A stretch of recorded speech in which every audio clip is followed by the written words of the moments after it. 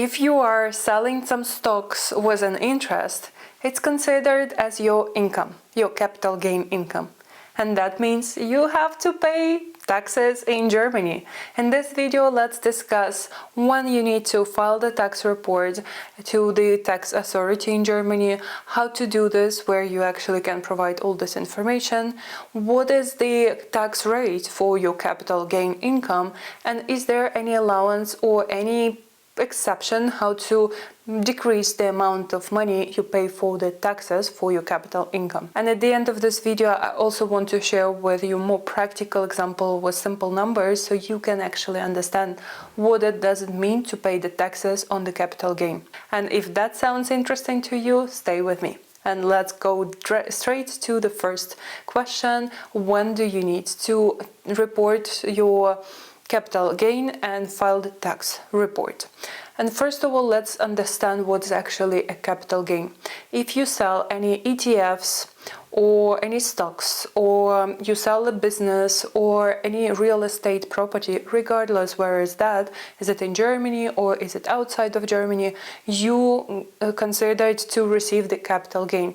It's basically the difference between the two prices, the prices you pay as the initial price and prices you get at the end.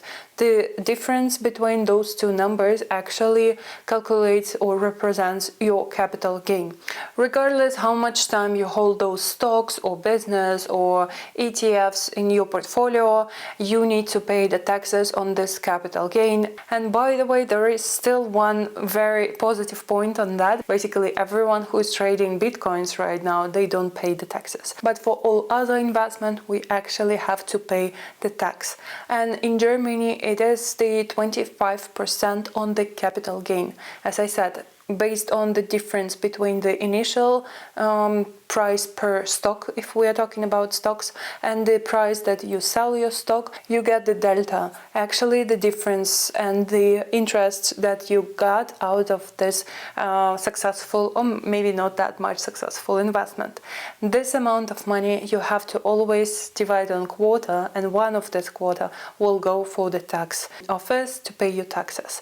Plus, on top of that, we also pay the solidarity tax. It's 5.5%. And I can share from my personal experience what I've experienced so far. For example, I have my investment portfolio on the foreign country. So basically, if I sell something, it's not automatically applied to my investment portfolio. So I get all the money on my bank account, and only then I have to proactively file the tax report and pay the 1/4 of the income I've got. But I also have a different example that I do have my savings account in N26 where I get the interest rate every single month, and since it's I registered this bank in Germany, so that's why it automatically subtracts all the necessary taxes out of this capital gain.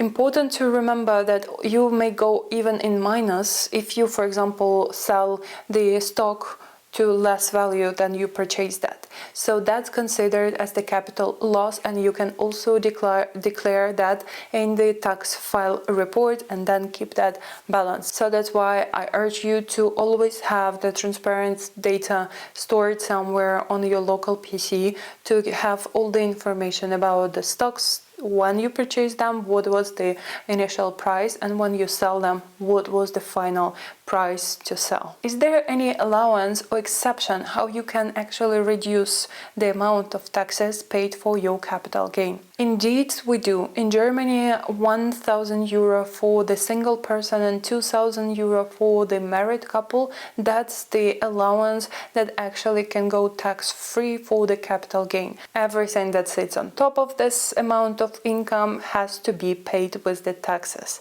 But there is the trick that I personally missed, so that's why I was inspired to share this with you, because actually this allowance is not applied to you automatically. You have to proactively get in contact with your tax authority and ask for this exception up to 1,000 or 2,000 euro that you have according to your marriage situation. And only after that, when you are going to report your tax report, then you can provide all the information with this this allowance. Unfortunately, I didn't know that, so that's why I've done already a mistake, and I reported all the capital gain as the amount to have the tax on top of that, but I could cut the taxes significantly. I missed my chance, but lesson learned, and share it with you immediately. Another use case when you are actually tax-free if your annual income is below 12,096 euro per calendar year in Germany, and you have any capital gains within that calendar year, you're actually tax-free. So you file your tax report, but actually you don't need to pay any taxes just because you are considered as the low-income person. But as usual, German bureaucracy, you cannot get this allowance automatically. You also need to apply for that in advance, and in German it's called Nichtveranlagungsbescheinigung, NV-Bescheinigung. That's how you're going to search and get in contact with your tax authority to declare that your situation right now considered as the low income, so that's why any capital gains are also considered as the tax-free for you. And how you actually report your capital gain income to your tax authority. If you use Elster as the main tool to file your tax report, there would be the KAP chapter where you would be providing all the information regarding any capital gains that you have either inside the country or outside the country. If you are using some paid services, for example TaxFix or WunderTax, in this case the app would actually ask you through the main questionnaire what was your capital gain, where you would be able to declare any inside the country or outside the country capital gains, providing the information about what was the initial amount of money you paid for that deal and what was the capital gain itself. And by the end of the procedure of filing your taxes, you would see already if you need to pay some extra taxes or actually they are in balance with other taxes you paid already. And now let's imagine the hypothetical situation with the real numbers, so you understand what is the capital gain and what needs to be paid off as the tax on your capital gain. Let's imagine you have purchased the stock for 100 euro.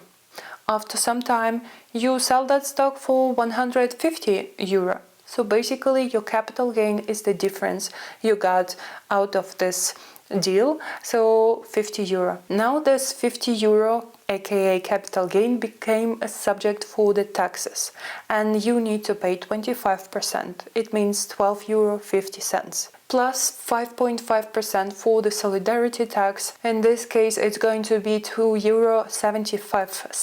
In total, it turns out to be the 15.25 euro that you need to pay as a taxes for this 50 euro capital gain. You take 50 euro that you got as the capital gain minus 15.25 euro as the taxes on your capital gain, leads you to 34.75 euro as your pure income at the end of this deal. Of course, those numbers are pretty simple and they may be different if you, for example, apply the allowance, but the point was to provide you with some simple example to explain you how the capital gain taxes work. I suggest you to explore this subject more if you have some significant interest wins from the previous year and you're preparing yourself to file your tax report soon, because definitely knowing how the taxes are working, you are doing a best favor for yourself, because you can actually balance and maximize your annual income at the end. I wish you the great investments and the low taxes if that's possible, and let's see each other in my next episode that are already available on my channel. Take care and see you. Bye bye.